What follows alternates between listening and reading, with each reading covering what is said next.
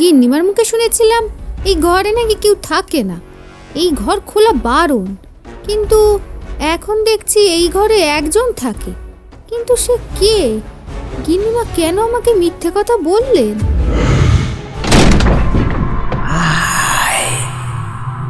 আয় আমার ঘরে, ভিতরে আয়। আমি কত ভালো পিয়ানো বাজাই তা তো শুনে যা।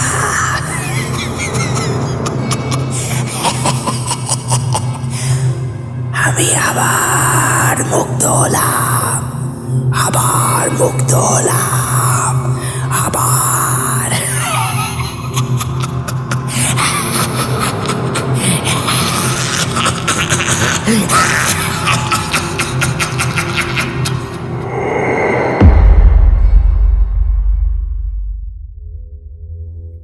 নমস্কার, আমি তন্ময়। এই গল্পটির শেষে থাকবে আপনাদের জন্য একটি প্রশ্ন। সঠিক উত্তরদাতাদের নাম আমরা পরবর্তী গল্পে জানিয়ে দেব এবং আগের গল্পের সঠিক উত্তরদাতাদের নাম আমরা এই গল্পের শেষে উল্লেখ করব। তবে তার আগে এই গল্পটি আপনারা মন দিয়ে পুরোটাই শুনুন। ফুলের সাজিতে পুজোর ফুল গোছাতে গোছাতে মালঞ্চ প্রশ্ন করে ওঠে, আচ্ছা বাবা, মা কালীর তো অনেক পুজো হয় সারা বছর ধরে। আজ মাঘ মাসের প্রথম দিন, আজ তুমি মা কালীর যে পুজোটা করছো, এই পুজোটার নাম কি? মালঞ্চুর প্রশ্ন শুনে কালীনাথ মঙ্গল ঘটে তেল সিঁদুর দিয়ে যন্ত্র আঁকতে আঁকতে হেসে বলে উঠলেন, মালঞ্চ মা, আজ যে মৌনী অমাবস্যা, এই মৌনী অমাবস্যা মাঘ মাসে পালিত হয়। আর অমাবস্যার দিনও মায়ের আরাধনার দিন। কিন্তু এখন কথা হলো, মৌনী অমাবস্যা নাম হলো কেন? প্রতি অমাবস্যার বিশেষ তাৎপর্য থাকে। এই অমাবস্যা ব্যতিক্রম নয়। গত বছর কুম্ভ মেলা চলাকালীন এই মৌনী অমাবস্যায় স্নানের গুরুত্ব ছিল অধিক। মনে করা হয় আজকে গঙ্গা অত্যন্ত পবিত্র থাকে, তাই তার স্নানে আমাদের দেহ পোশাকের সমস্ত পাপ ধুয়ে যায়। মৌনী শব্দটি একটু ভাবলেই বলা যাবে মৌনতা, অর্থাৎ চুপ থাকার সাথে সম্পর্কিত। সাধক আজকের সম্পূর্ণ তিথিতে মৌনব্রত পালন করে, একান্তে মায়ের চিন্তা করে, নিজের মতো করে সাধনা করে মায়ের চরণে অঞ্জলি প্রদান করে। হঠাৎ এই মৌনতা প্রাধান্য পেল কেন? আসলে আজকের এই কোলাহলে পরিপূর্ণ জীবনযাপনে আমাদের প্রকৃত শান্তির অভাব আছে। আমরা সকলেই একটু শান্তির খোঁজে ছুটে চলি, কিন্তু পরমা প্রকৃতির চরণ লাভ, পরমা প্রকৃতির কোলে আশ্রয় লাভ ভিন্ন। বড় শান্তি সাধকের কাছে অন্য কিছু নয়। সাধক নিজে মৌন থেকে ব্রত পালন করে নিজেকে শান্ত করে, অন্তরকে শান্ত করে। শুধু তাই নয়, সাধক এইভাবে সাধনার দ্বারা নিজেকে পরম ব্রহ্মের সাথে যুক্ত করার চেষ্টা করে। মাই ব্রহ্ম, ব্রহ্মই মা। এই সমগ্র মহাকাশ বড় শান্ত, তার কোনো সেরকম শব্দ নেই। এই পরম ব্রহ্ম নিরাকার, তার কোনো সারা শব্দ নেই। সাধনার দ্বারা নিজেকে পরম ব্রহ্মের সাথে সংযুক্ত করা বা পরমা প্রকৃতির কোলে নিজেকে স্থাপন করাই সাধকের জয়। এখানে এই মৌনতার তাৎপর্য, মৌনী অমাবস্যার তাৎপর্য। রোজ দিনের জীবনে আমরা বিভিন্ন পরিস্থিতিতে নিজেকে শান্ত রাখতে পারি না। মা যেন এখানে আমাদের মাথায় হাত বুলিয়ে বুঝিয়ে দিচ্ছেন, সব সময় নিজের শক্তি অপব্যবহার করতে নেই। মৌনতাও অনেক বড় অস্ত্র হতে পারে। চারপাশে অনেকে আমাদের উত্তপ্ত করতে চেষ্টা করবে, আমাদের সাধনায় বিঘ্ন ঘটাতে চাইবে। সেটাও যদিও মায়েরই লীলা। সঠিক সন্তান শুধু নিজের কর্ম করে যাবে, মৌনতাকে নিজের অস্ত্র করবে। পরিশেষে মা নিজেই তাকে আশিস প্রদান করবেন। মনে রাখতে হবে, কিছু কিছু পরিস্থিতিতে তোমার মৌনতা তোমার দুর্বলতা নয়, তোমার শত্রুকে দুর্বল করার বড় অস্ত্র মাত্র। মালঞ্চকে যখন কালীনাথ মৌনী অমাবস্যার মা কালীর পুজোর সম্পর্কে বলছিলেন, ঠিক সেই সময় পুরোহিত কালীনাথের কানে এক মহিলা শীতল কণ্ঠ ভেসে আসে। পুরোহিত মশাই, কেমন আছেন? সব কুশল তো? মহিলা শীতল কণ্ঠটা ভেসে আসতেই কালীনাথ মুখ তুলে সামনের দিকে চেয়ে দেখে, তার মন্দিরে তার সামনে তার প্রিয় ভক্ত বেলাদেবী পুজোর ডালা নিয়ে হাসি মুখে দাঁড়িয়ে আছেন। হ্যাঁ, আমার সব কুশল। তুমি আর তোমার বাড়ির সবাই কেমন আছে? আমরা সবাই ভালো আছি ঠাকুর মশাই। তা আপনার মন্দিরে পুজো কখন শুরু? রাত 11টা নাগাদ পুজো শুরু। তুমি যখন এসেছো, পুজোতে আগামীকাল আমাদের মন্দিরে ঠাকুরের ভোগ খাওয়ানো হবে। তুমি কিন্তু ভোগ প্রসাদ গ্রহণ করে যাবে। অবশ্যই ঠাকুর মশাই। তার আগে আপনার সঙ্গে আমার একটা জরুরি কথা আছে। আপনার কি হাতে সময় আছে? কি জরুরি কথা বেলাদেবী, বলো। আমি বাঁকুড়া রাজবলহাট গ্রামে একটা নতুন দোতলা বাড়ি করেছি। আগামী 25শে মাঘ আমার নতুন বাড়িতে গৃহপ্রবেশের তিথি পড়েছে। আপনি যদি আমার নতুন বাড়িতে গিয়ে গৃহপ্রবেশের পুজোটা একটু করেন, খুব ভালো হয়। আপনি যাবেন? অবশ্যই অবশ্যই যাব বেলামা। তুমি যে আমার মা তারার পরম ভক্ত, তুমি চিন্তা করো না। আমি আর আমার ছোট মেয়ে মালঞ্চ যাব তোমার নতুন বাড়িতে। গরুর গাড়িটা থামতেই মালঞ্চ গরুর গাড়ির ভিতর থেকে উঁকি মারতেই দেখে তাদের গরুর গাড়িটা উঁচু পাঁচিল ঘেরা একটা দোতলা বাড়ির গেটের সামনে দাঁড়িয়েছে। সেই বাড়ির গেটের দুই পাশেই লাল সাদা পোশাক পরিহিত দুটো পাইক দাঁড়িয়ে আছে এবং বেশ গম্ভীরভাবে তাদের দিকে তাকিয়ে আছে। মালঞ্চকে গরুর গাড়ি থেকে উঁকি মারতে দেখে বেলাদেবীর মাথায় ঘোমটা দিয়ে বাড়ির অন্দরমহল থেকে বেরিয়ে আসতে আসতে বলল, আপনি এসেছেন ঠাকুর মশাই। আসুন আসুন আসুন, আমার নতুন গৃহে আপনাকে স্বাগত। এই মালিনী, এক ঘটি জল আর তার সঙ্গে পা ধোয়ার থালাটা এদিকে নিয়ে আয় তাড়াতাড়ি। পুরোহিত কালীনাথ বেলাদেবীর বাড়ির অন্দরে যেই প্রবেশ করেছে, হঠাৎ কালীনাথের গাটা অদ্ভুতভাবে ভারী হয়ে উঠল। সে অনুভব করল তার পিছনে অদৃশ্য কে একজন দাঁড়িয়ে আছে, কিন্তু অদৃশ্য ব্যক্তিটি কে তা সে বুঝতে পারল না। চারিদিকে বাতাসে মিশে যাচ্ছে কোনো এক অশুভ শক্তি। এমন সময় ঠাকুর মশাই, আপনি এই কেদারায় বসুন, আমি আপনার পাটা ধুয়ে দিই। বেলাদেবীর কথা কালীনাথের কানে যেতেই তার সম্বিত ফেরে, আর বেলাদেবীর কথা মতো কেদারায় কালীনাথ বসতেই বেলাদেবী খুব ভক্তি ভরে কালীনাথের দুই পা খুব সুন্দর করে ধুয়ে মুছিয়ে দেয়। বেলাদেবী যখন কালীনাথের পা ধুতে ব্যস্ত ছিল, তখন মালঞ্চ বেলাদেবীর নতুন বাড়ির চারিদিকে তাকাতেই দেখে বাড়ির সামনে মস্ত বড় খোলা লাল মেঝের উঠোন, আর সেই উঠোনে লাল মেঝের উপর সুন্দর করে আলপনা আঁকা, আর উঠোনের মাঝখানে ছোট তুলসী মঞ্চ। এছাড়া উঠোনের বাঁদিকে মস্ত বড় খোলা ঠাকুরঘর। সেই ঠাকুর ঘরে মস্ত বড় রাধা গোবিন্দর বিগ্রহ, তার সঙ্গে নাড়ুগোপালের বিগ্রহ রয়েছে। এছাড়া উঠোনের ডান দিকে অনেকগুলো সারি সারি বদ্ধ ছোট বড় ঘর আছে। তার সঙ্গে দোতলায়ও সারি সারি ছোট বড় ঘরও রয়েছে। বেলাদেবীর পা ধোয়া শেষ হতেই তিনি বলে ওঠেন, ঠাকুর মশাই, বৈঠকখানার ঘরে চলুন। অনেক দূর থেকে আপনি আর আপনার ছোট মেয়েটা এসেছেন। আপনার জন্য ওইখানে আমি আহারের ব্যবস্থা করেছি। আপনারা আহার করবেন, চলুন।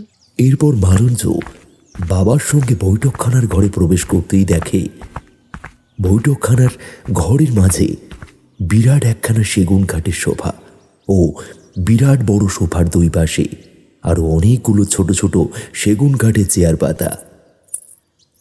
কালীনাথ ও মালঞ্চ বৈঠকখানার ঘরে বসতেই দুজন বউ বৈঠকখানার ঘরে এসে দুটো বড় কাঁসার থালা ওদের দুজনের সামনে রাখতেই কালীনাথ দেখে গরম গরম ঘিয়ে ভাজা ফুলকো ফুলকো লুচি, তার সঙ্গে লম্বা লম্বা বেগুন ভাজা ও বড় বড় দুটো কাঁসার বাটি ভর্তি লাল লাল দেখতে আলুর দম ও ছোলার ডাল রয়েছে।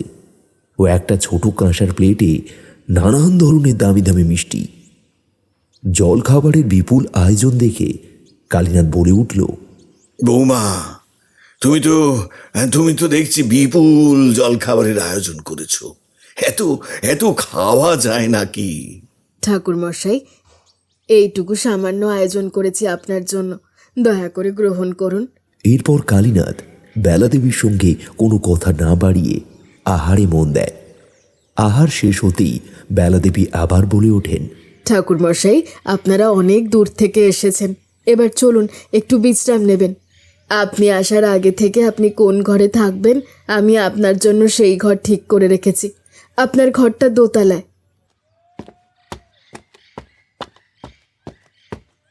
এই কথা বলে বেলাদেবী কালীনাথ ও মালঞ্চকে নিয়ে দোতলার একটি ঘরে নিয়ে যেতেই তারা সেই ঘরটা দেখে দুজনেই তো অবাক হয়ে যায়। ঘরটা বেশ বড়। ঘরের দক্ষিণ ও পূর্ব দিকে বড় বড় দুটো জানলা। ঘরের মাঝখানে একটা দামি সেগুন কাঠের নকশা করা বড় খাট।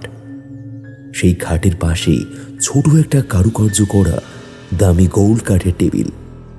সেই টেবিলের নকশা করা পানের ডিবে ও তার পাশে জল ভর্তি কাঁসার জগ ও একটি গ্লাস। ঘরটায় প্রবেশ করতেই কালীনাথের নাকে একটা মিষ্টি রঙের গন্ধ এসে ধাক্কা মারে। মিষ্টি রঙের গন্ধটা নাকে এসে ধাক্কা মারতেই কালীনাথ প্রশ্ন করে ওঠে, বৌমা, এই ঘরে মিষ্টি গন্ধটা কিসের? কালীনাথ বেলাদেবীকে এই প্রশ্ন করাতেই কালীনাথ দেখে বেলাদেবীর মুখটা কেমন যেন শুকনো হয়ে গেল। তখন সে আমতা আমতা করে বলে, আসলে ঠাকুর মশাই, নতুন বাড়ি করেছি তো, তাই নতুন বাড়ির জন্য নতুন সব আসবাবপত্র বানিয়েছি, তাই ওইগুলো থেকে রঙের একটা মিষ্টি গন্ধ বেরোচ্ছে। ও, নিন ঠাকুর মশাই, আপনি আর মালঞ্চ একটু বিশ্রাম করুন, রাতে খাওয়ার সময় আপনাদের ডাকবো। এই কথা বলে বেলাদেবী ঘর থেকে বেরিয়ে যেতেই মালঞ্চ ঘরের লাগোয়া কল ঘরে ঢোকে প্রকৃতির ডাকে সাড়া দেওয়ার জন্য। কিন্তু 5 মিনিট পর মালঞ্চ চিৎকার করতে করতে কলঘর থেকে বেরিয়ে আসে।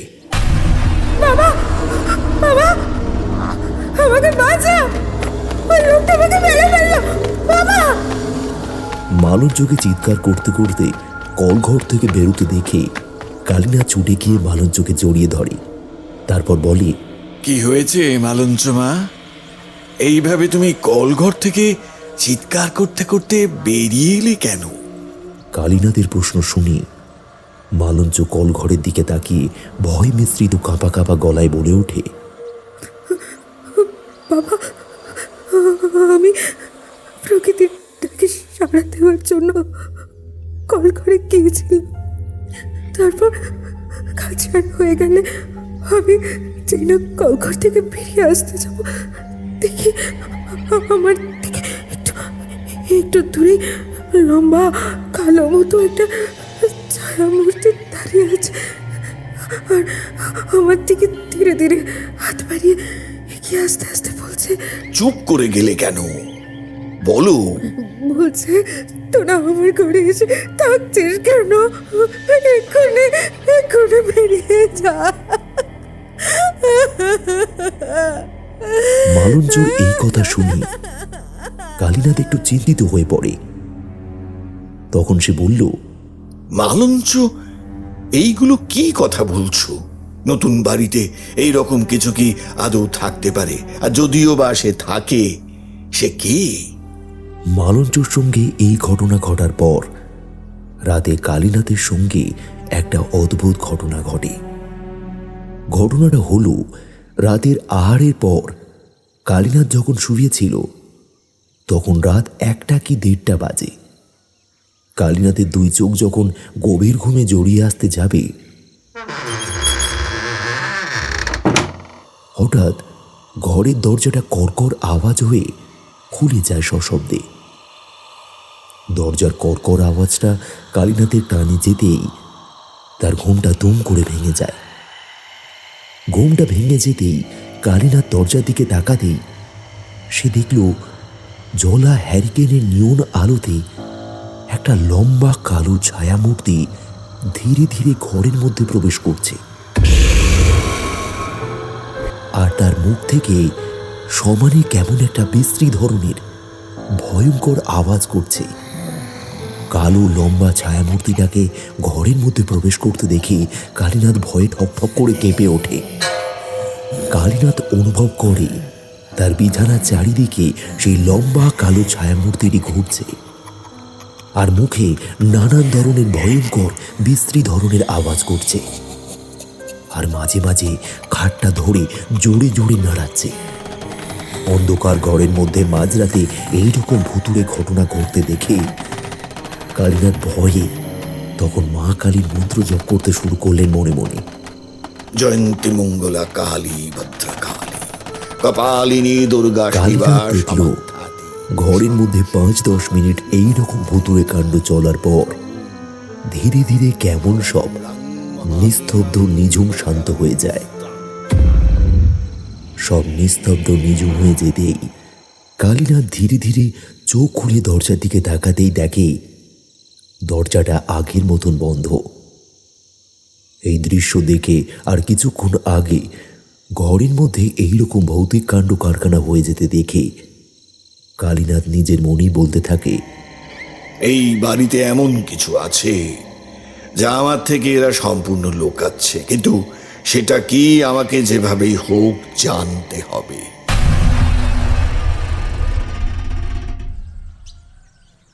পরের দিন সকালে কলঘর থেকে হাত পা ধুয়ে যেই ঘরে ঢুকতে যাবে কালীনাথ, তখন সে দেখে বেলা দেবী তার ঘরের টেবিলে গরম গরম চা তার সঙ্গে জল খাবার দিচ্ছে। কালীনাথকে ঘরে প্রবেশ করতে দেখে বেলা দেবী হাসি মুখে বলে ওঠে, ঠাকুর মশাই, আপনার জন্য চা আর জল খাবার নিয়ে এসেছি। আপনি তাড়াতাড়ি খাওয়া দাওয়া করে স্নান সেরে নিন, একটু পরেই তো আপনি পুজো শুরু করবেন। বেলা দেবীর এই কথা শেষ হতেই কালীনাথ গম্ভীর গলায় বলে ওঠে, পুজো পরে হবে বেলামা, তার আগে তুমি আমাকে একটা কথা বলো তো, তোমার এই বাড়িতে এমন কোনো জিনিস আছে যা যা তুমি আমার কাছ থেকে লুকিয়ে যাচ্ছ? কালীনাথের এই কথা শুনে বেলা দেবীর মুখটা ভয়ে শুকিয়ে যায়। সে আমতা আমতা করে বলে ওঠে, ঠাকুর মশাই, আপনি কি এমন কোনো জিনিসের কথা বলছেন যা আপনার থেকে আমি সম্পূর্ণ লুকিয়ে গেছি? আমি আসলে আপনার কথা ঠিক বুঝতে পারছি না, একটু পরিষ্কার করে খুলে বলবেন? বেলা দেবীর এই কথা শুনে কালীনাথ এবারে খুব রেগে যায়। সে ধমকের সুরে বলে, তুমি তোমার অভিনয়ের এই সব বন্ধ করো। আমাকে আমাকে আমাকে তোমার বাড়িতে কি আছে তা একদম লুকানোর চেষ্টা করবে না। গতকাল রাতে আমার আর আমার ছোট মেয়ের সঙ্গে যা যা ঘটনা ঘটেছে আমি সম্পূর্ণভাবে টের পেয়েছি, তাই আমাকে আর লুকিয়ে কোনো লাভ নেই। এই বাড়িতে কি আছে দয়া করে বলে ফেলো, আর যদি না বলো তবে কিন্তু আমি তোমার বাড়ির গৃহপ্রবেশের পুজো না করেই চলে যাব। পুরোহিত কালীনাথের ধমক শুনে বেলা দেবী কালীনাথের পায়ে পড়ে যায়। কাঁদতে কাঁদতে হাত জোর করে বলে, দয়া করে ঠাকুর মশাই, আপনি যাবেন না আমাদের পুজো ছেড়ে। আমি আপনাকে সব বলছি যে আমাদের বাড়িতে কি আছে, তবে আপনি মাথা ঠান্ডা করে আগে বসুন। বেলা দেবীর কাতর অনুরোধ শুনে কালীনাথ আরাম কেদারায় বসে।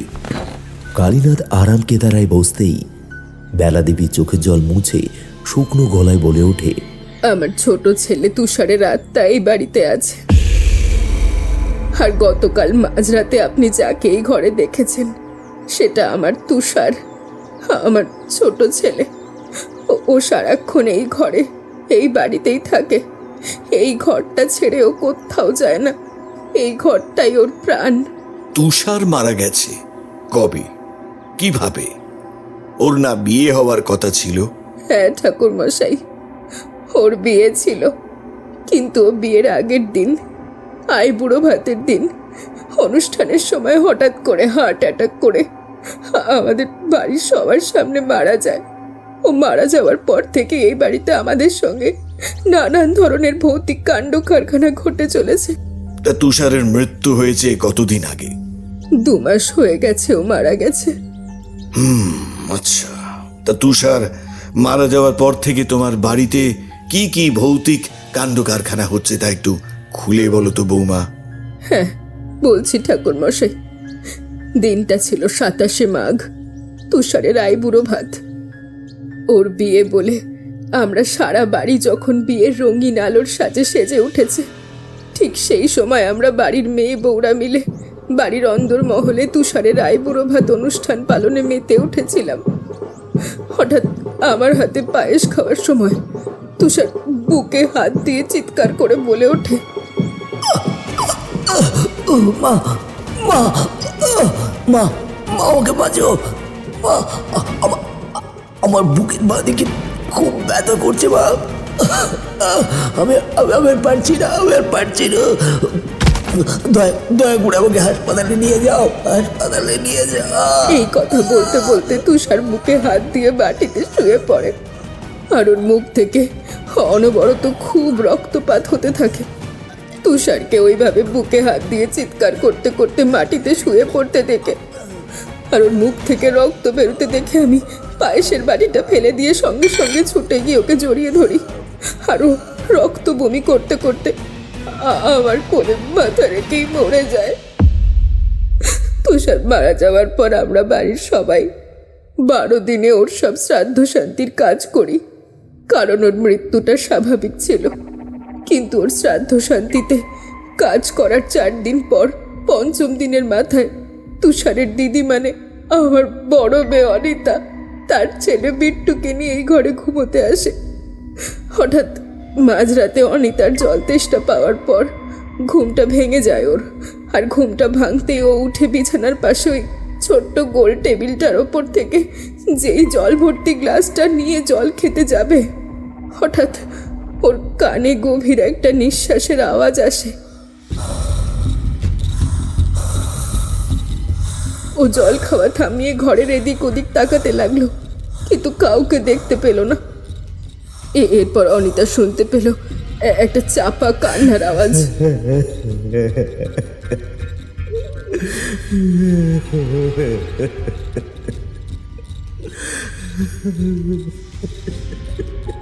অনিতা খুব ভয় পেয়ে যায়। সে দরজা খুলে আস্তে আস্তে বাইরে দেখতে যায় যে এত রাতে কে কাঁদছে।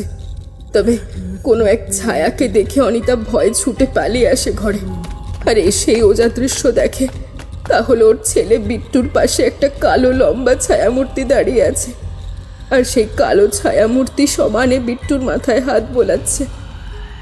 মাঝরাতে অন্ধকারের মধ্যে ওই লম্বা কালো ছায়ামূর্তিটাকে বিট্টুর মাথায় হাত বোলাতে দেখে অনিতা ভয় কেঁপে ওঠে, আর অতিরিক্ত ভয়ও চিৎকার করে ওঠে। অনিতার চিৎকারে সেই ছায়ামূর্তিটা অন্ধকার ঘরের মধ্যে কোথাও একটা অদৃশ্য হয়ে যায়। অনিতা তাড়াতাড়ি বিট্টুকে কোলে করে নিয়ে আমার ঘরে চলে আসে শুতে। ওকে আমি জিজ্ঞাসা করতে ও যখন আমাকে সবটা বলল, আমি তখন বিশ্বাস করিনি। পরদিন রাতে আমি আবার ওকে জোর করে তুষারের ঘরে শুতে পাঠাই। সেই দিন ওর সঙ্গে একটা অদ্ভুত ঘটনা ঘটে। রাত তখন কটা হবে তার ঠিক নেই।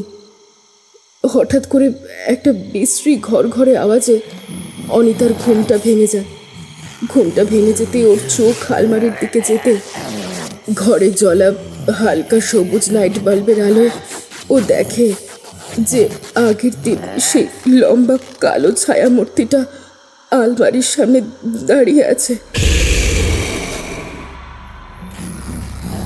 আর আলমারি থেকে কাপড় জামাগুলো টেনে টেনে বের করে ছিঁড়ছে, যেন অত্যন্ত রাগের বশে কাপড় জামাগুলো ছিঁড়ছে। সেই লম্বা কালো ছায়ামূর্তিটাকে দেখে অনিতা আবার খুব ভয় পেয়ে যায়। কি তুমি বারবার কেন আসছো আমার সামনে? এইভাবে কেন আসছো তুমি? হ্যাঁ, অনিতা সেই লম্বা কালো ছায়ামূর্তিকে এই প্রশ্ন করায়। ধীরে ধীরে সেই ছায়ামূর্তিটা অনিতার দিকে তাকাতেই অনিতার দুই চোখ বিস্ফারিত হয়ে যায়। সে বিস্ফারিত দৃষ্টিতে যা দেখে তা হলো আলমারির সামনে যে কালো লম্বা ছায়ামূর্তিটি দাঁড়িয়ে আছে সেটা আর কেউ নয়, তুষার। তুষার অনিতার দিকে তাকাতেই তুষার একটা বিশ্রী ধরনের খ্যাঁকে হাসি হাসতে হাসতে বলে,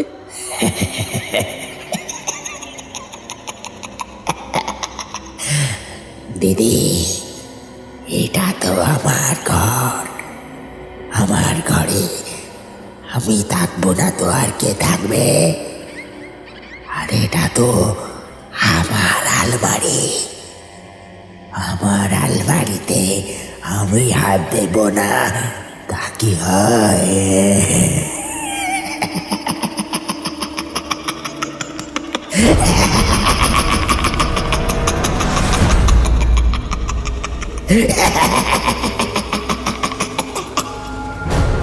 না না না না, এ হতে পারে না, এ হতে পারে না। হালকা সবুজ নাইট বাল্বের আলোয় অনিতা তুষারকে দেখে, আর ওর মুখে কথাগুলো শুনে চিৎকার করতে করতে তুষারের ঘর থেকে আমার ঘরে ছুটে আসে। অনিতার চিৎকার শুনে ইতিমধ্যে আমারও ঘুম ভেঙে যায়, আর ওকে চিৎকার করতে করতে ঘরে ঢুকতে দেখে আমি বিছানা ছেড়ে উঠে ওকে জড়িয়ে ধরি। যেই ওকে প্রশ্ন করতে যাব অমনি অনিতা আমার কোলে অজ্ঞান হয়ে পড়ে যায়।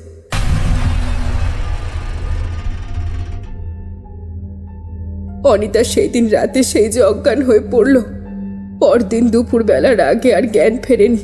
তারপর যখন জ্ঞান ফিরল তখন আমি ওর মাথায় হাত বোলাতে বোলাতে প্রশ্ন করি, গতকাল রাতে কি এমন হয়েছিল রে যে তুই চিৎকার করতে করতে তুষারের ঘর থেকে আমার ঘরে ছুটে এলি? আমার প্রশ্ন শুনে ও গতকাল রাতে কি কি দেখেছে সব কথা আমাকে খুলে বলে, কিন্তু আমি ওর কথা আবার বিশ্বাস না করে বলি, অনিতা, ভাই মারা গেছে, সে কি করে ফিরে আসবে? সে কখনোই ফিরে আসতে পারে না, এ তোর চোখের আর মনের ভ্রম। এরপর অনিতা সেই দিনই বিকেলবেলায় বিট্টুকে নিয়ে শ্বশুর বাড়িতে ফিরে যায়। অনিতা চলে যাওয়ার পরদিন সন্ধেবেলায় আমার বড় বৌমা রেনুর সঙ্গে একটা অদ্ভুত ঘটনা ঘটে।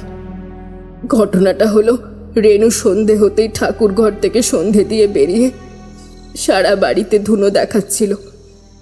রেনু সারা বাড়ি জুড়ে ধুনো দেখাতে দেখাতে যেই তুষারের ঘরের সামনের থেকে যেতে যাবে, হঠাৎ তুষারের ঘরের ভেতর থেকে একটা আওয়াজ রেনুর কানে ভেসে আসতেই রেনু ওর ঘরের সামনে থমকে দাঁড়িয়ে পড়ল। রেনু শুনতে পেল ওর ঘরের ভেতর থেকে একটা পিয়ানো বাজানোর মিষ্টি সুরেলা আওয়াজ কানে ভেসে আসছে।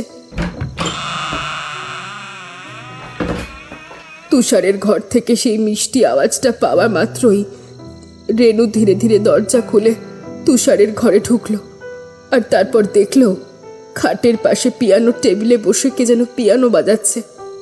ওর ঘরটা অন্ধকার ছিল, তাই রেনু ভালো করে দেখতে পাচ্ছিল না যে পিয়ানোটা কে বাজাচ্ছে। তাই সে কড়া গলায় বলল, আপনি কে? তুষারের ঘরে বসে পিয়ানো বাজাচ্ছেন কেন? আপনি ভিতরে ঢুকলেন কিভাবে?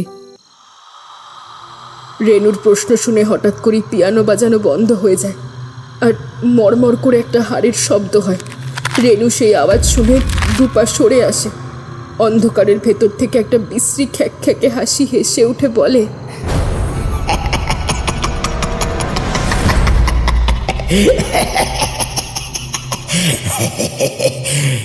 এটা তো আমার ঘর। আমার ঘরে আমি পিয়ানো বাজাবো না তো আর কে বাজাবে বৌদি? কে বাজাবে?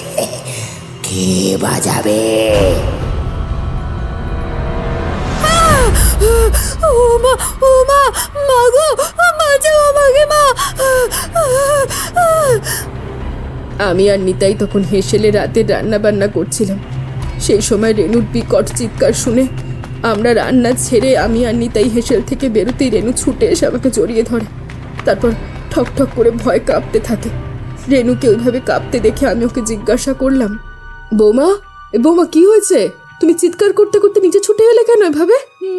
মাগো, মাগো, তুষারে ওই ঘরে ছিল, ও পিয়ানো বাজাচ্ছে, আমি শুনতে পেয়েছি, ওর কণ্ঠ শুনতে পেয়েছি। তোমাদের কি হয়েছে বলো তো?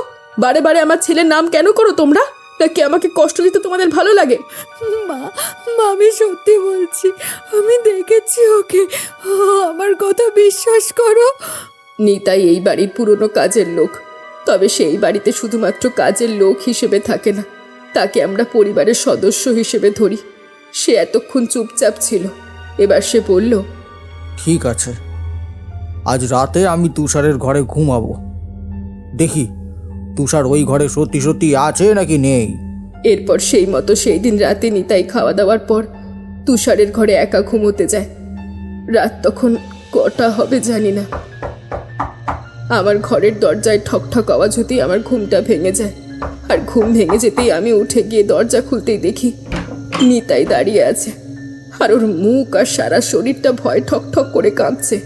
আমাকে দরজা খুলতে দেখে নিতাই ভয় মিশ্রিত কাঁপা কাঁপা গলায় বলে, মাগো, বৌদি ঠিক কথাই বলেছিল, তুষারের আত্মা সত্যি সত্যি ওর ঘরে আছে। আমি ওকে নিজের চোখে দেখেছি, সঙ্গে ওর হাতে মারও খেয়েছি গো। নিতাইয়ের মুখে এই কথা শুনে আমি খুব রেগে গিয়েছিলাম, তবে সেই রাগ সংযত করে আমি বললাম, তুই তুষারের হাতে মার খেয়েছিস? কিন্তু কি করে? মা, তুমি আমার কথা বিশ্বাস করো, আমি তুষারের হাতে মার খেয়েছি। এই দেখো দেখো। এই কথা বলে নিতাই তার গা থেকে চাদরটা খুলতেই আমি চমকে উঠি, আর দেখি নিতাইয়ের সারা গলা, ঘাড় আর দুই হাত জুড়ে লাল লাল আঁচড়ের আর কালো কালো কালশিটের বড় বড় দাগ। এ কি? এ তো সত্যি সত্যি। আমি যখন গভীর ঘুমে আচ্ছন্ন, হঠাৎ খাটটা খুব জোরে দুলে ওঠে। খাটটা জোরে দুলে উঠতেই আমার ঘুমটা তৎক্ষণাৎ ভেঙে যায়, আর ঘুমটা ভেঙে যেতেই আমি তখন ধরফরিয়ে বিছানার ওপর উঠে বসতে বসতে ভাবি, খাটটা এইভাবে জোরে দুলে উঠলো কেন? ভূমিকম্প হচ্ছে নাকি? এই কথা বলতে বলতে আমার পায়ের দিকে দৃষ্টি যেতেই দেখি। কি দেখলি তুই? সত্যি করে বল, তুই কি দেখলি? আমি দেখি আমার পায়ের কাছে তুষার দাদাবাবু শুয়ে আছে। ওনার জ্বলন্ত লাল আগুন রাঙা দৃষ্টি দিয়ে আমার দিকে তাকিয়ে দাঁত কিরমির করতে করতে বলছে, নিতাই, তোর এত বড় সাহস, তুই আমার ঘরে ঢুকে আমার বিছানা শুয়ে ঘুমাচ্ছিস? বাড়ির চাকর হয়ে? হঠাৎ জানলার দরজাটা সজোরে খুলে গেল। আমি পেছনে তাকাতেই হঠাৎ খাটটা নড়তে লাগলো। আমি উল্টে পড়লাম বিছানা থেকে।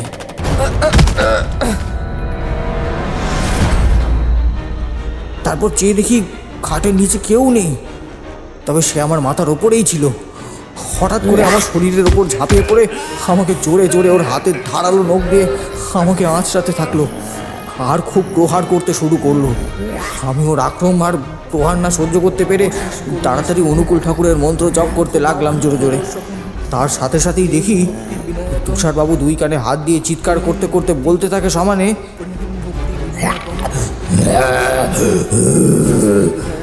নিতাই, নিতাই, বন্ধ কর, বন্ধ কর। আমি এই মন্ত্র পাঠ কানে নিতে পারছি না। বন্ধ কর, বন্ধ কর, বন্ধ কর। আমার খুব কষ্ট হচ্ছে, বন্ধ করবে।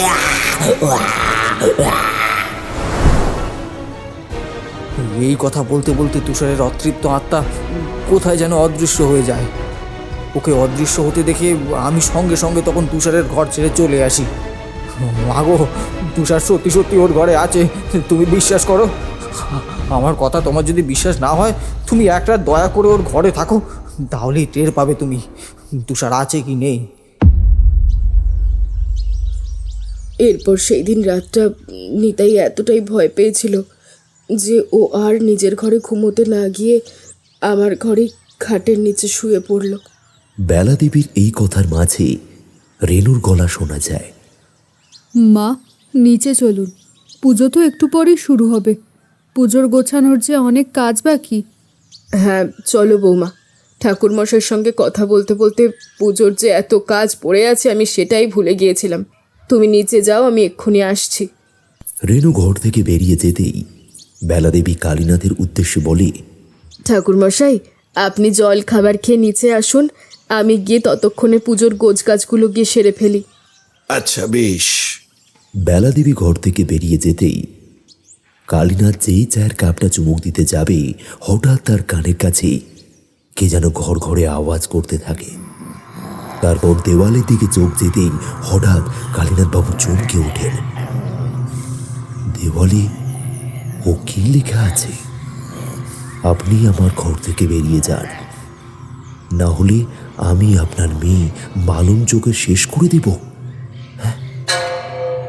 কালীনাথের তখন বুঝতে অসুবিধা হলো না যে বেলাদেবীর ছোট ছেলে তুষার ছাড়া আর এ কেউ নয়। এরপর কালীনাথ দ্রুত চা আর জলখাবার সেরে নিয়ে পুজোর লাল রক্তম্বর পরিধান করে নিচে যায়। তারপর সেখানে গিয়ে কালীনাথ যতক্ষণ ধরে নারায়ণ পুজো করছিল তার সমানে মনে হচ্ছিল তার চারিদিকে অদৃশ্য কেউ যেন ঘুরছে, আর জোরে জোরে নিঃশ্বাস ফেলতে ফেলতে বলছে,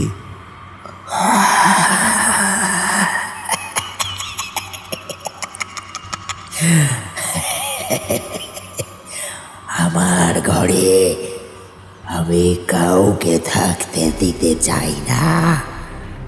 যে আমার ঘরে থাকবে সে মরবে। আমার কবল থেকে তার নিস্তার নেই।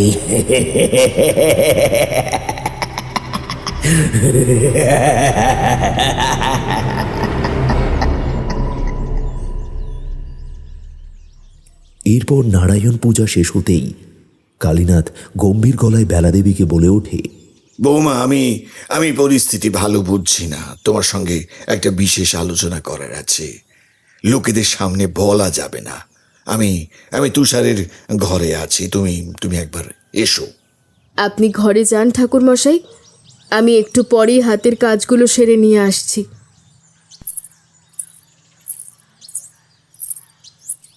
বলুন ঠাকুরমশাই।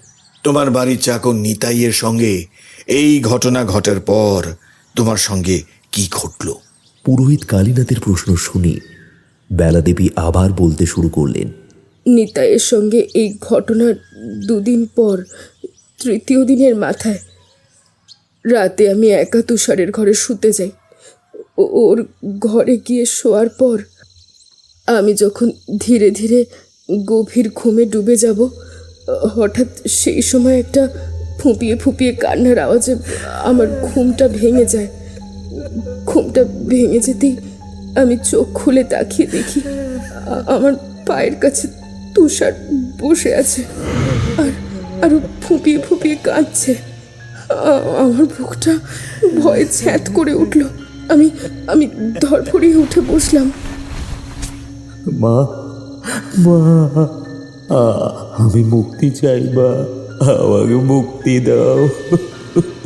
আমি মুক্তি চাই, আমি মুক্তি চাই, আমি মুক্তি চাই, আমি মুক্তি।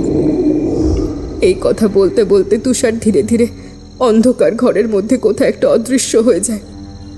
সেই দিন রাতে আমার সাথে ঘটনা ঘটার পর আমি খুব চিন্তিত হয়ে পড়ি। আর রাতের ঘটনাটা বাড়ির সবাইকে বলতেই নিতাই আমাকে ওনার এক চেনা জানা তান্ত্রিকের সন্ধান দেন। সেই তান্ত্রিকের নাম অমরনাথ তান্ত্রিক। সেই তান্ত্রিকের বাড়িতে গিয়ে এই কদিন যা যা ঘটেছে সব খুলে বলতেই উনি আমাকে যা উপদেশ দেন তা হলো, আপনি যদি আপনার ছোট ছেলের ঘরে কোনো এক সার্থক ব্রাহ্মণকে এনে 3 দিন রাখতে পারেন, তাহলেই আপনার ছোট ছেলের অতৃপ্ত আত্মা মুক্তি পাবে।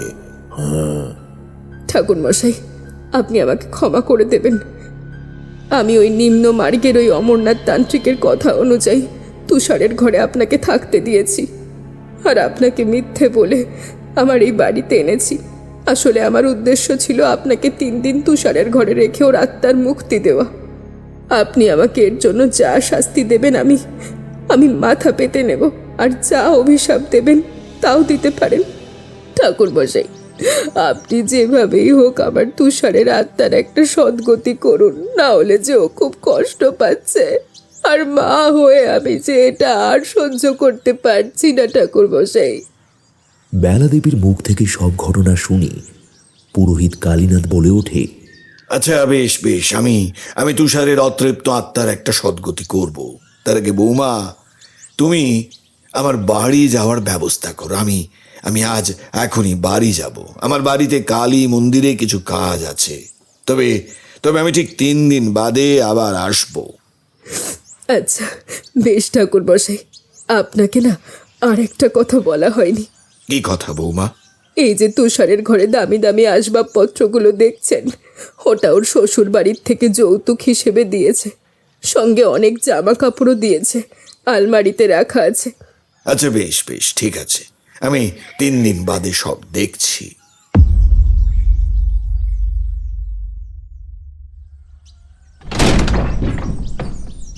মন্দিরের গর্ভগৃহের দরজাটা খুলে পুরোহিত কালীনাথ যেই মন্দিরের গর্ভগৃহে প্রবেশ করতে যাবে, হঠাৎ পিছন দিক থেকে একটা গলা ভেসে আসে।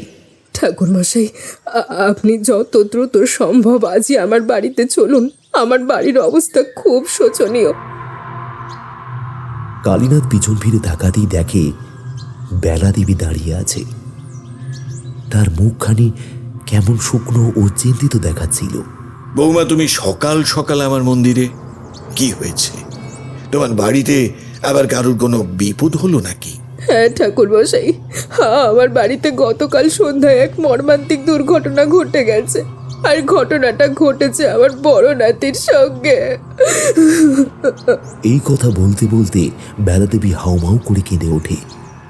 বেলাদেবীকে কাঁদতে দেখে কালীনাথ বলে ওঠে, বৌমা না কেঁদে ঠিক কি ঘটনা ঘটেছে একটু দয়া করে খুলে বলো তো। গতকাল সন্ধেবেলায় আমি আর রেনু যখন রান্নাঘরের কাজে ব্যস্ত ছিলাম, হঠাৎ সেই সময় 2 তলা থেকে একটা চিৎকার ভেসে আসে। আমি আর রেনু চিৎকার শুনে 2 তলায় ছুটে যাই। গিয়ে দেখি তুষারের ঘরটা খোলা, আর ঘরের ভেতর থেকে আমার বড় নাতি অমর যন্ত্রণা মাখানো গলায় চিৎকার করে যাচ্ছে তুষারের ঘরের ভিতর থেকে। আমি আর রেনু যখন ছুটে যাই, আর তারপর যা দেখি তা হলো অমর ঘাড় মটকানো অবস্থায় মেঝেতে পড়ে যন্ত্রণায় ছটফট করছে। আর অমরের সামনে তুষারের লম্বা কালো ছায়া মূর্তিটা দাঁড়িয়ে আছে। আর ও আমাদের দুজনকে ঘরে ঢুকতে দেখে একটা মিষ্টি ধরনের হাসি হাসতে থাকে।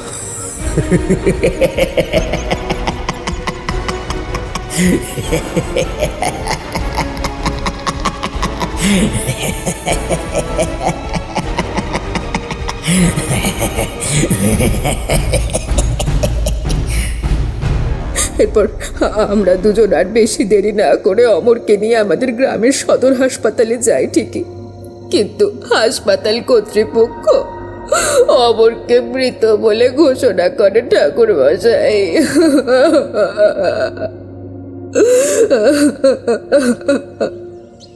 বেলাদেবীর মুখ থেকে সব ঘটনা শুনে পুরোহিত কালীনাথ গম্ভীর গলায় বলে ওঠে, বৌমা, তুষারের আত্মা ধীরে ধীরে অতৃপ্ত পিশাচ হয়ে উঠছে। ওকে যত দ্রুত সম্ভব মুক্তি দিতে হবে।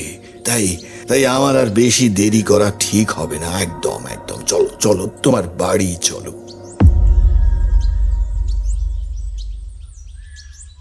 বেশ অনেকক্ষণ ধরে কালীনাথ তুষারের ঘরের দিকে তাকায়। তারপর বেলাদেবীর দিকে তাকিয়ে বলে ওঠে, তুষারের শ্বশুর বাড়ি থেকে যৌতুকের জন্য যেসব আসবাবপত্র নানা ধরনের জিনিসপত্র দিয়েছে, সেই জিনিসগুলো আর রাখা যাবে না। বুঝতে পেরেছ? ওই জিনিসগুলো তোমাকে ফেলে দিতে হবে অথবা পুড়িয়ে দিতে হবে এক্ষুনি। এই জিনিসগুলো এই ঘরে রয়েছে বলে জিনিসগুলোর মায়া ও ছাড়তে পারছে না। তুমি আজই এক্ষুনি এই জিনিসগুলো সমস্ত ফেলে দাও। এই জিনিসগুলো এতদিন ফেলে দাওনি কেন? আসলে ঠাকুর মশাই, তুষারের যে বাড়ির মেয়ের সঙ্গে বিয়ে ঠিক হয়েছিল, সেই মেয়ের বাড়ি খুব বড় লোক। আমাদের থেকে ওরা বড় লোক। ওরা দামি দামি শাল, সেগুন কাঠের নকশা করা এত সুন্দর সব আসবাবপত্রগুলো দিয়েছিল বলে আমি আর লোভ সামলাতে পারিনি। তাই তুষারের মৃত্যুর পরেও আমি জিনিসগুলো ফেলিনি। না না না না, এক্ষুনি ফেলে দাও, না হলে ওর মায়া আরো অনেক বেড়ে যাবে। পুরোহিত কালীনাথের কথা অনুযায়ী তুষারের ঘরের আসবাবপত্র থেকে শুরু করে যাবতীয় সব জিনিসপত্র কোনোটা ফেলে দেওয়া হয়, আবার কোনোটা পুড়িয়ে দেওয়া হয়। তুষারের ঘরে সব জিনিস ফেলে দেওয়ার পর পুরোহিত কালীনাথ তান্ত্রিক তুষারের ঘরের মাঝে একটা যজ্ঞ শুরু করেন। জয়ন্তী মঙ্গলা কালী ভদ্রকালী কপালিনী দুর্গা শিবা সমাধ্যাতি সাহা সুধা নমস্তুতে ধ্যান মন্ত্র সবারুরাং মহাভীমাং ঘোরদং স্ত্রাং। বেশ অনেকক্ষণ ধরে যজ্ঞ ও মন্ত্রপাঠ চলার পর পুরোহিত কালীনাথ বেলা দেবীর দিকে তাকিয়ে বলে, আমি আজই এক্ষুনি এই ঘর আমার মন্ত্রপুত তালা দিয়ে বন্ধ করে যাচ্ছি। ভবিষ্যতে কেউ যদি ভুলবশত এই ভুতুরে ঘর খুলে এই ঘরে প্রবেশ করো তাহলে তার জীবনে নতুন করে কিন্তু বিপদ ঘনিয়ে আসবে। এই কথা বলে কালীনাথ বেলা দেবীকে নিয়ে তুষারের ঘর থেকে বেরিয়ে আসে। তারপর দরজা বন্ধ করে দরজার গায়ে একটা বিরাট বড় তালা ঝুলিয়ে দিয়ে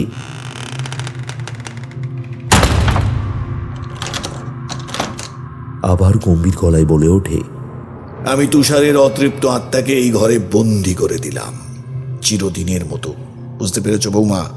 এবার তোমার বাড়ির লোক যদি কোনোভাবে ভুলবশত এই ঘরের তালা খুলে তাহলে তার জীবনে মৃত্যুর কালো ছায়া ঘনিয়ে আসবে।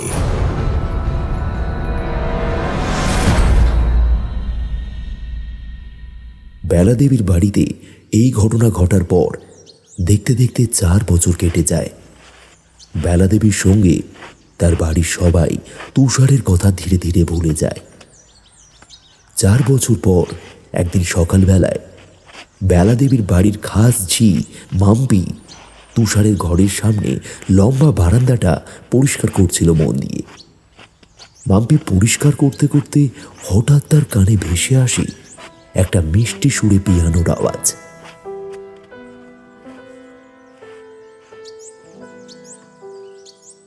পিয়ানোর মিষ্টি সুরের আওয়াজটা মাম্পির কানে আসতেই সে তার কাজ থামিয়ে বারান্দার এই দিক ওই দিক তাকিয়ে দেখতে থাকে পিয়ানোর সুরটা আসছে কোথায় থেকে। মাম্পির বারান্দার এদিক ওদিক তাকাতেই সে ধীরে ধীরে বুঝতে পারে মিষ্টি সুরে পিয়ানোর আওয়াজটা বারান্দার বাঁদিকের ঘরটা মানে ওই তুষারের ঘরের ভিতর থেকে ভেসে আসছে। সে ধীরে ধীরে তুষারের ঘরের দিকে এগিয়ে যায়। তুষারের ঘরের জানলাটার সামনে গিয়ে খড়খড়িটা ফাঁক করে মাম্পি তুষারের ঘরের ভিতর দিকে তাকাতেই দেখে ঘরের মাঝখানে মেঝের উপর একটা কালো লম্বা ছায়ামূর্তি বসে আছে আর এক মনে পিয়ানো বাজাচ্ছে। সেই লম্বা ছায়ামূর্তিটিকে এক মনে ফাঁকা ঘরে পিয়ানো বাজাতে দেখে মাম্পি নিজের মনেই বলে ওঠে, গিন্নিমার মুখে শুনেছিলাম এই ঘরে নাকি কেউ থাকে না, এই ঘর খোলা বারণ, কিন্তু এখন দেখছি এই ঘরে একজন থাকে। কিন্তু সে কে? গিন্নিমা কেন আমাকে মিথ্যে কথা বললেন? এই কথা বলে মাম্পি তুষারের ঘরের বন্ধ দরজার দিকে এগিয়ে যায়। তারপর কৌতূহলবশত ঘরের মধ্যে কে আছে দেখার জন্য মাথার চুলের সরু কালো ক্লিপটা খুলে তালার ফুটোর মধ্যে ঢুকিয়ে কয়েকবার ফুটোটাকে ঘোরাতেই তালাটা ঝপাত করে খুলে যায়।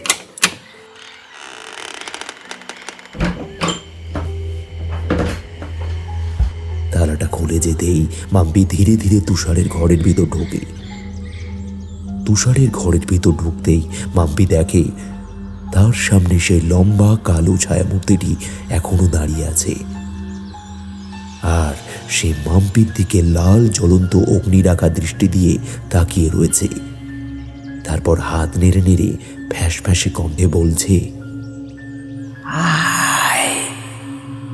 আয় আমার ঘরে, ভিতরে আয়। আমি কত ভালো পিয়ানো বাজাই তা তো শুনে যা।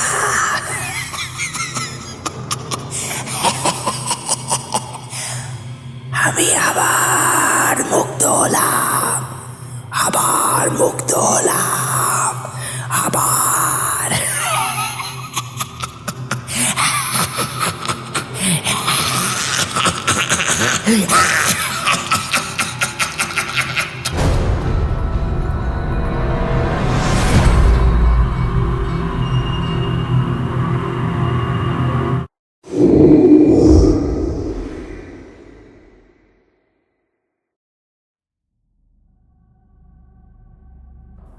আজ আপনাদের জন্য যে প্রশ্নটি রয়েছে সেটি হলো, কালীনাদের মেয়ের নাম কি? সঠিক উত্তরদাতাদের নাম আমরা পরবর্তী গল্পে উল্লেখ করব।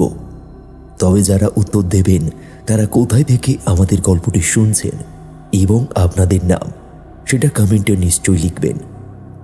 নাচন গাজার শ্মশান গল্পটিতে যারা সঠিক উত্তর দিয়েছে তাদের নাম: নদিয়া পাগলাচণ্ডী থেকে বলেছে অতীশ হালদার, পিন্টু আঁটি, বাপ্পা মণ্ডল, তন্ময় সিংহ রায়, পল্লব মণ্ডল ও বিশ্বজিৎ পণ্ডিত।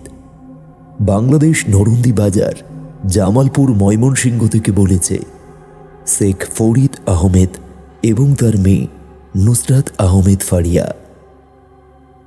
দক্ষিণ 24 পরগনা ভাঙড় গঙ্গাপুর কলকাতা লেদার কমপ্লেক্স থেকে বলেছে হেমন্ত মণ্ডল ও তার ছেলে সার্থক মণ্ডল ও তার স্ত্রী সুষমা মণ্ডল ও হেমন্ত মণ্ডলের মা পুষ্প মণ্ডল।